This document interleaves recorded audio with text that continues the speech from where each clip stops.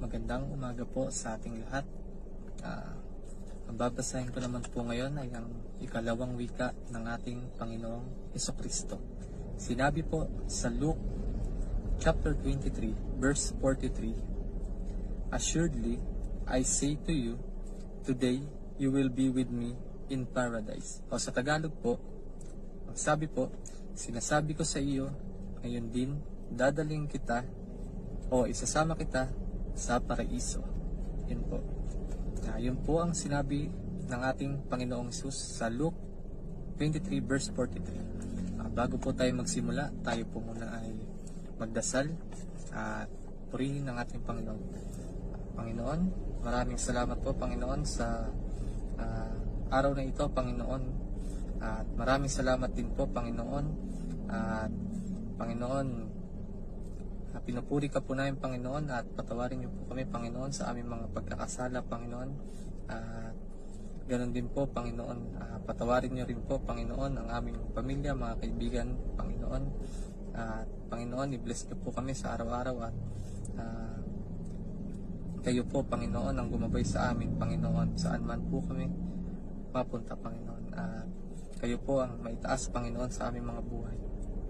Ano po Panginoon, pinupuri ka po namin, pinapasalamatan. In Jesus' name, Amen. Alam naman po natin, ang ating Panginoon ay, Panginoong Hesus ay hindi nagkasala.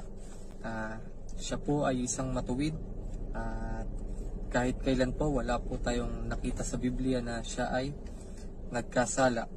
Pero, dahil po sa ating mga kasalanan ay ibinilang din po siyang makasalanan.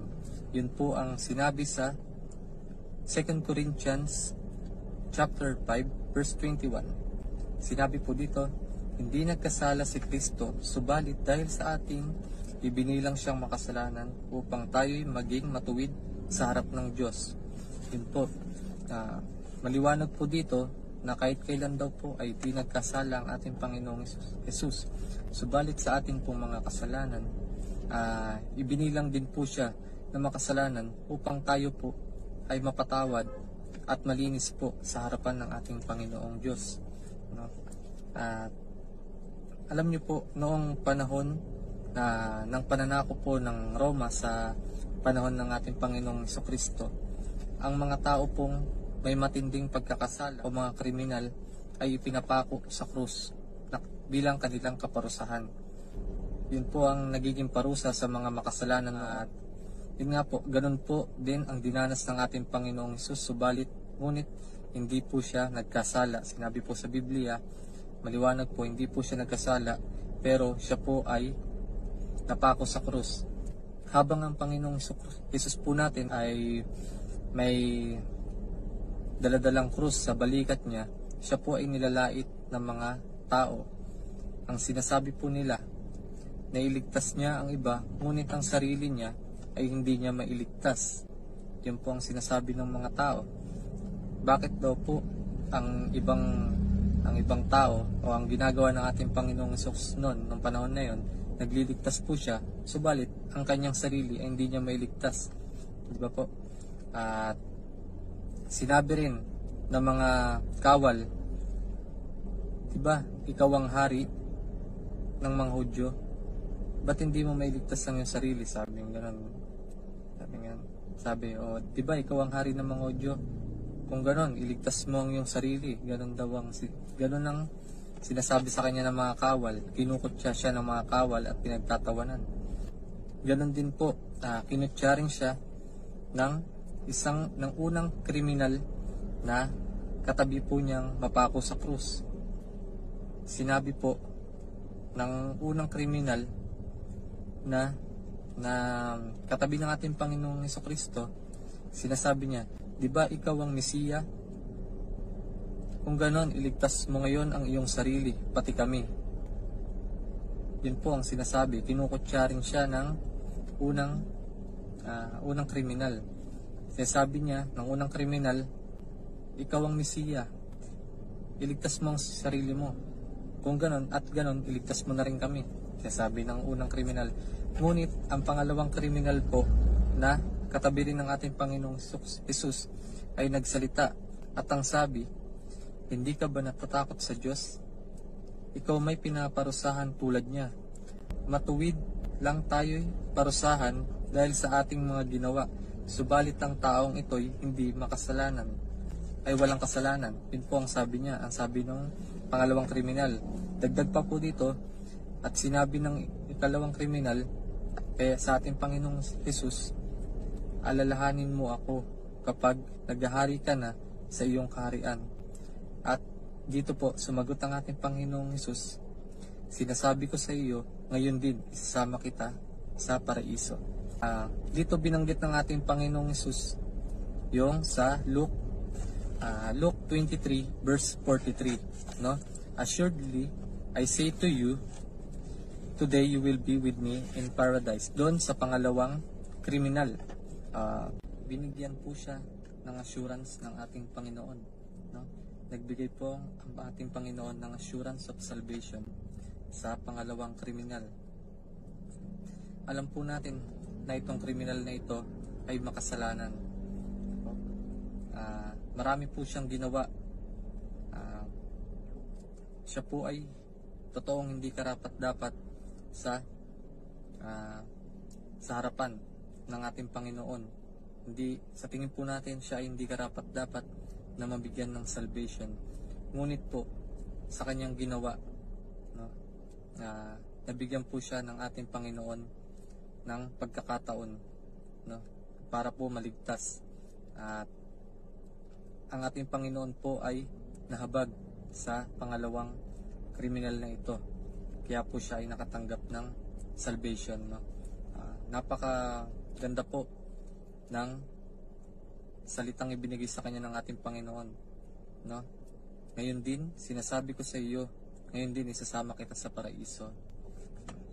Tayo din po ay may hahalin tulad sa dalawang kriminal na ito, no?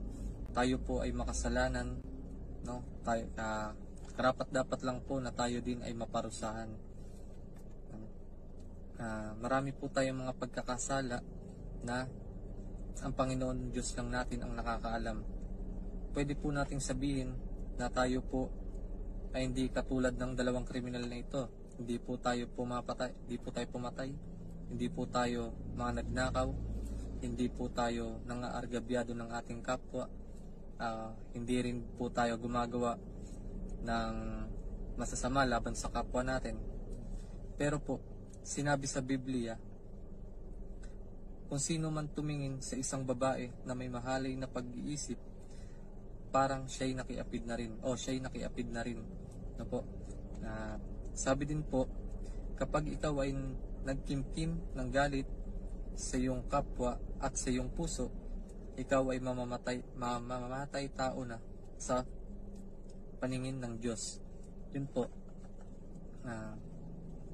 Tayo po sa isip natin, alam po natin na ito po ay landingan ni Tansay. Dito po ang battleground dito po naglalagi ang ating kalaban sa ating mga isip. Dito niya tayo madalas atakihin, no? Marami po tayong naiisip na hindi maganda sa ating kapwa. Marami rin po tayong naiisip na hindi ka nais-nais po. Yun po ay kasalanan na po sa paningin ng ating Panginoong Jesus, na sinabi po dito. At binanggit din po ng Biblia sa Romans chapter 3 verse 10. Sinabi po dito, walang matuwid, wala kahit isa. So, maliwanag po dito na kahit isa po sa atin ay wala pong matuwid at lahat po tayo ay nagkasala, no? Ngayon, paano nga ba tayo makakatanggap ng assurance of salvation tulad ng natanggap ng pangalawang kriminal na ito? Alam po natin, nabanggit ko na po kaganina, marami pong kasalanan. Katulad po natin, maraming kasalanan din ang pangalawang kriminal na ito. Kaya nga po siya napako sa krus dahil mabigat po ang kanyang mga nagawang kasalanan. Pero dahil po sa kahabagan ng Diyos ay nabigyan po siya ng assurance of salvation, no? Pinakita po dito, paghahalin tulad po natin sa nangyari sa pangalawang kriminal na ito. Ang una po niyang ginawa ay kinilala po niya ang ating Panginoong Diyos, no? Sinabi po niya sa Biblia na hindi ka ba natatakot sinabi po niya sa isang kriminal na hindi ka ba natatakot sa Diyos? Ibig sabihin po dito, nakikilala niya ang ating Panginoong Hesus. May takot siya sa ating Panginoong Hesus, no? Sinabi po 'yon ng pangalawang kriminal dahil kilala niya ang ating Panginoong Hesus. Ibig sabihin, may takot siya at tinanggap niya na may Diyos talaga, di ba? At pinapakita rin dito na may Diyos sa buhay niya, no? Yun ang unang ginawa ng pangalawang kriminal na ito. Ang pangalawa po ay yung nagpakumbaba siya at inamin niya na siya'y makasalanan. Yun po, di ba sinabi niya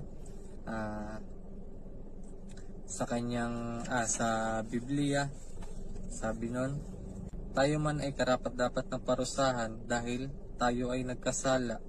Di ba? Sabi nung pangalawang kriminal.